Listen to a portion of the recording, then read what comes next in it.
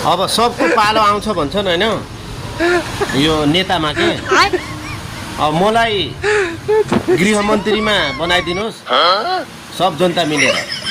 अनि गृहमन्त्री भइसक्यो भनेमा म के गर्ने भनेमा अनि केटाहरूलाई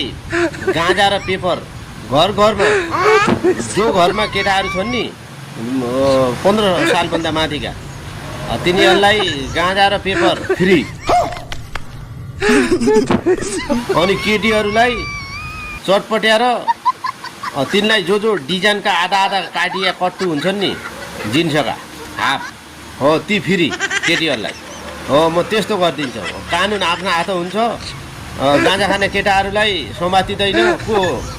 कहीँनिर फोन आयो पनि त को केटा हो कि अनि बुढा हो कि केटा हो भनिदिन्छु म यो त केटा हो भन्दै भए छोडिदिनु भनिदिन्छौँ